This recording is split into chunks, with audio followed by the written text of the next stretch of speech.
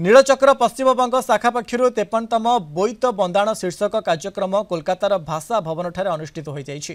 तेबे सभापति लक्ष्मीनारायण मल्लिक सभापतित्व में अनुष्ठित कार्यक्रम में केनाल मैन भावे परिचित पद्मश्री दैतारी नायक मुख्य अतिथि भाव जोगदे।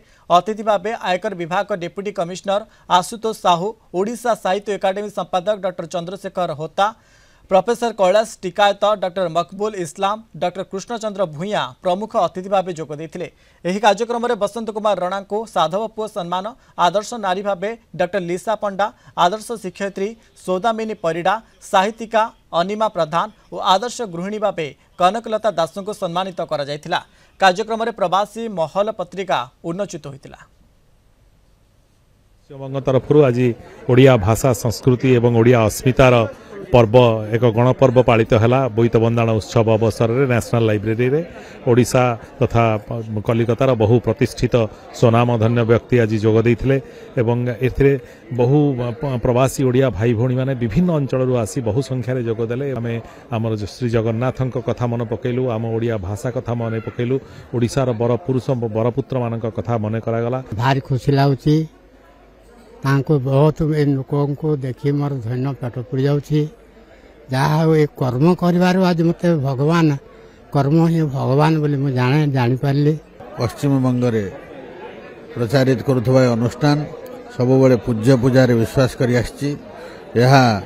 मूर्ति स्थापन करुच्ची, बोईत बंदाण करुच्ची, विश्व संक्रांति करुच्ची एवं आमर जो पूर्वसूरी मानकर स्मरण करुच्ची एवं उत्तर पीढ़ी रे आम संस्कृति केमती पहुँचब तार चेष्टा करुच्ची। आम समस्त को ओडिया प्रवासी ओडिया हबार एक गर्व अच्छी आया को नीलचक्र फाउंडेशन बहुत ही भल माध्यम से गर्व को द्विगुणित करिछि।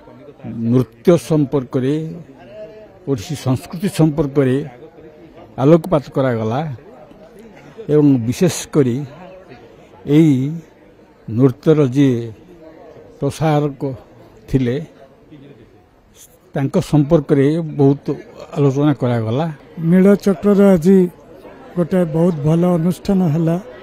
प्रवासी ओडिया मानकर गोटे इठी आमर सबू एकाठी होकर आम ओडिशा जगन्नाथ संस्कृति चर्चा कलु।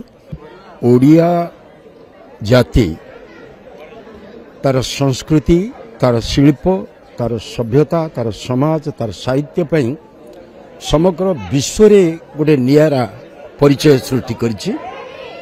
एवं जेतेबेले जेकोसी जातिर संस्कृतिर दुर्बलता आसे कहीं ना कहीं आगो को आसंती एवं वर्तमान ब्रह्मानंद पंडा प्रतिष्ठित नीलचक्र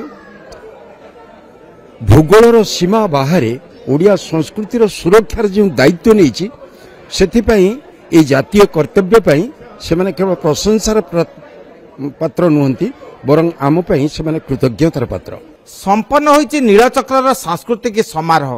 प्रत्येकंकर वक्तव्य थिला जे नीलचक्र केवल एक संगठन नुहे, एक परिवार।